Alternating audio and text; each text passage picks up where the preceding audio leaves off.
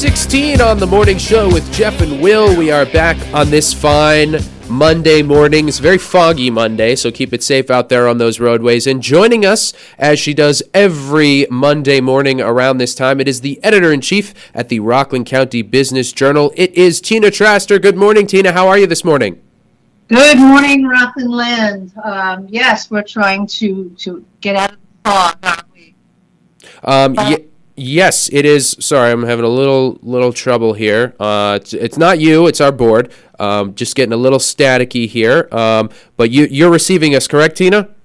I hear you. Okay, fantastic. Sorry again about the issues we've been having here, but I think I got you now. How are things? Hopefully a little bit more clear skies in the business world here in Rockland County? Well, actually, what we wrote about and just published today, is we've taken a look at the village of Haverstraw, where the streets are emptier, the stores are emptier, the restaurants are emptier. The fear of immigrant roundups is impacting local businesses, not to mention families. And while we tend to think, well, that's a very, very localized problem, we don't. Rockland County, it's part of our ecosphere, so to speak. And what goes on in a place like the village of Haverstraw radiates out to the county at large. So, for example, we spoke to a baker. And he was explaining how, the lines are shorter and the cake orders are smaller. He said people are scared. They're staying low. They're not going out. They're not really moving around, just in case. The fear that they are feeling from the Trump administration's appetite to come and round up immigrants through ICE, the U.S. Immigration and Customs Enforcement Agency, is really impacting the daily life and the economic stability of the village of Haverstraw, and also Spring Valley and also Suffern. But this story that we did just focuses on the village of Haverstraw, where we spoke to a lot of different people and kind of got a snapshot of what it's like on the ground. There's a general consensus that the streets have been eerily quiet since Trump began his second term. This is, again, in the village of Haverstraw, for example, is 60% Hispanic, but not necessarily all undocumented immigrants. Certainly, there are undocumented immigrants, and this is a very difficult problem for our country to deal with. Whether this is the right way or not really remains to be seen. The mayor, for example, Mayor Michael Kohut said, ICE has put a chilling effect on the village, especially in the beginning. People were concerned. We saw fewer people in the streets. We didn't see day laborers at delis.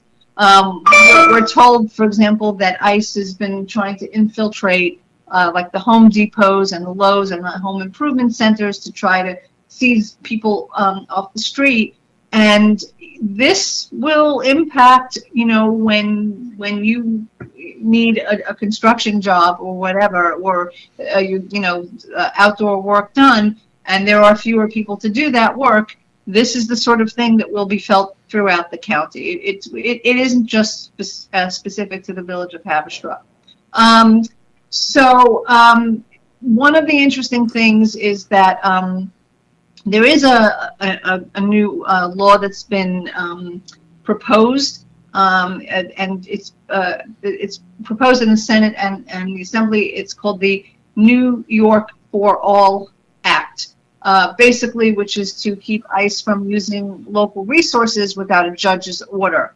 This has been introduced. The bill would push for clearer rules of engagement to protect immigrant communities. The bills would stop law enforcement, probation staff, state employees, and municipal officials from using public records for immigrant enforcement, and it would require ICE to supply a warrant from a judge or a court order to get help on immigration issues from the local police, peace officers, or school resource officers. Now, speaking of schools, here's another thing.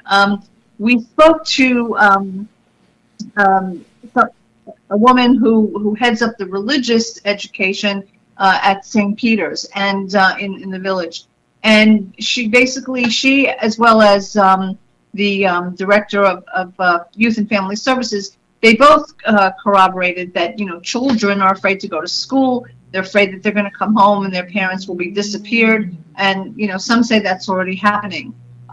This school district, North Rockland Central School District, would not specifically comment on whether there's been an uptick in absenteeism in the school, but those on the ground in the village are saying that the children are afraid to go to school because again they don't know what they're going to come back to or whether they're going to end up living with somebody else.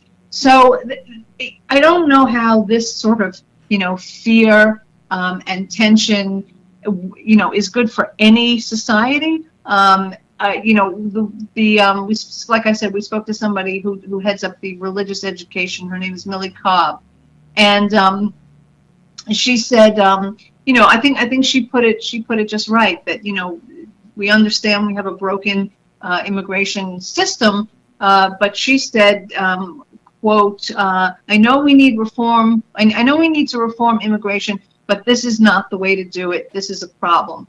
And people like Cobb and the Haverstraw in the community center, I mean, they're spending a lot of their time and energy and resources, trying to, I guess, bring comfort to people who are very afraid, to make them feel that at least in these indoor spaces they have a safe place.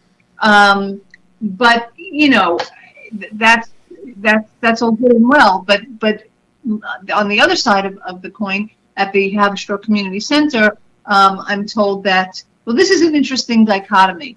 At the center where the food pantry gives out food outside and people have to wait online, they said that the number of people who've shown up for the food pantry has been halved, fallen in half. But whereas at the church where the food pantry is indoors, the number of people who have been coming has more than doubled.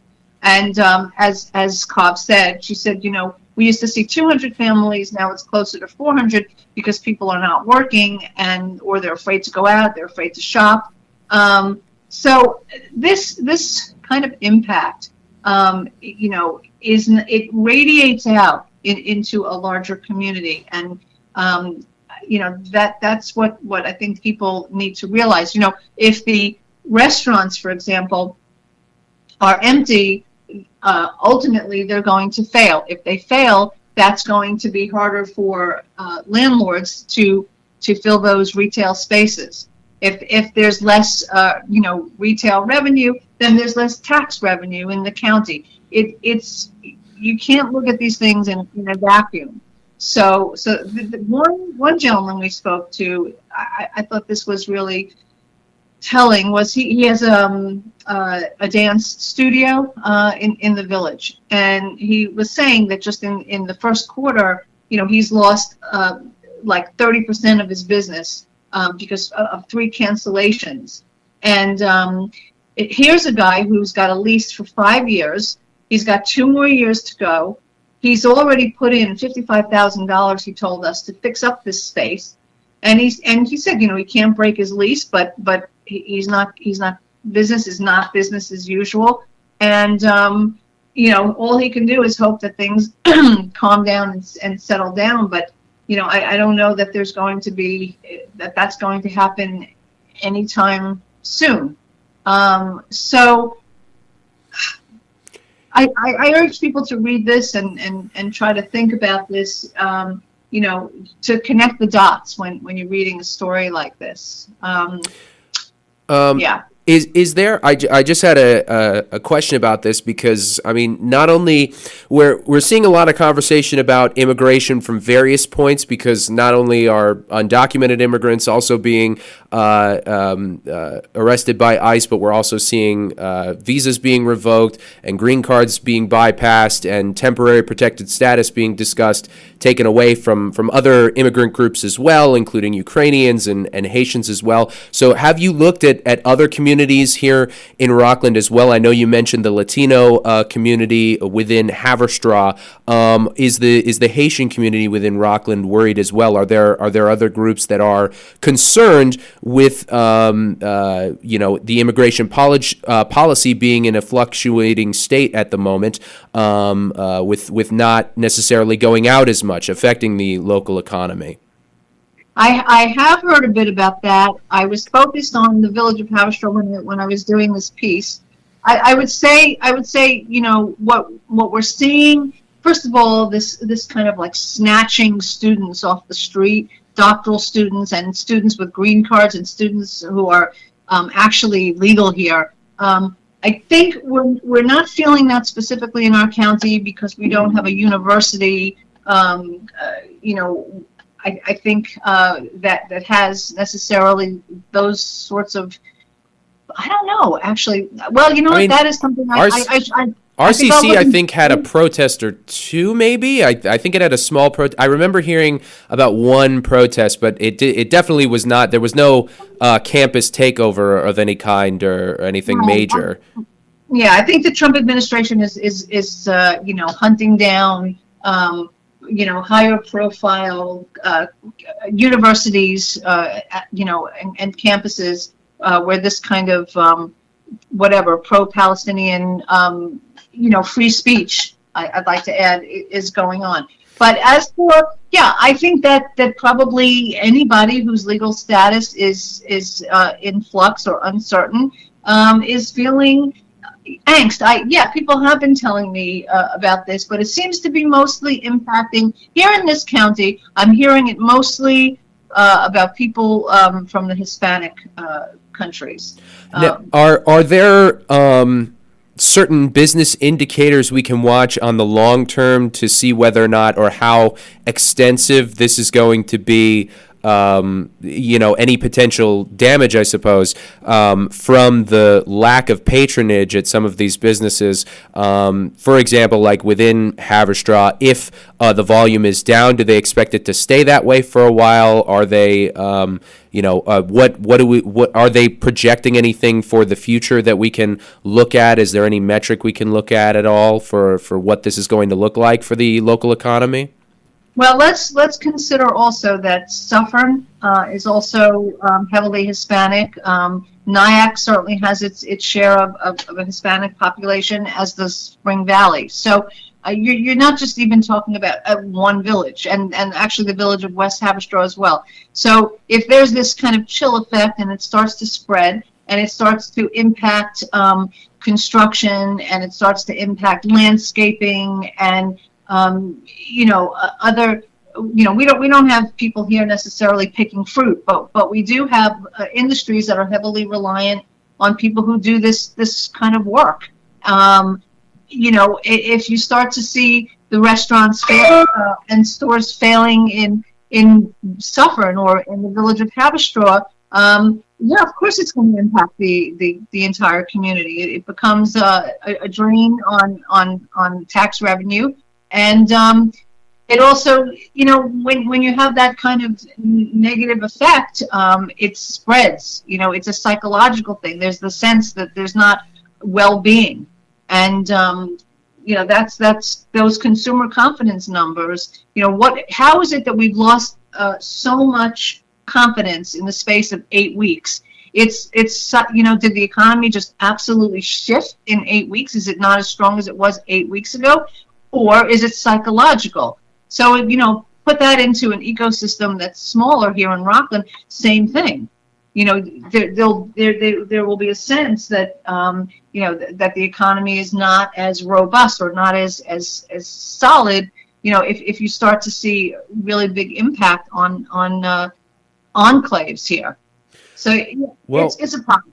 It's we'll, definitely a problem. we've certainly been talking with Ken Mahoney of Mahoney Asset Management in our business and market segment about the complexities of the larger market, obviously because you also have to factor in tariffs and things of that nature, which could affect local economies as well that house businesses that get items and products shipped from overseas. So we'll see how that affects local economies as well. But Yeah. we will definitely discuss this law that you were referring to tomorrow. I know at least we'll be interviewing State Senator Bill Weber. One more time, what did you say that law, New York for All Act, was it? Do I have that right? Well, take a look at the story, okay, because it explains the act. Okay. Well, we will certainly do that. And for anyone else interested in this story, we encourage you to go to the Rockland County Business Journal at rcbizjournal.com, rcbizjournal.com, or you can check out their Facebook page, their Twitter, or X if you want to be fancy. And we do encourage that as well. So thank you so much, Tina Traster, for your insight in the Rockland County business world. We will hope for better days on the horizon. And we will talk to you next week. Have a great one. Have a great week, everybody.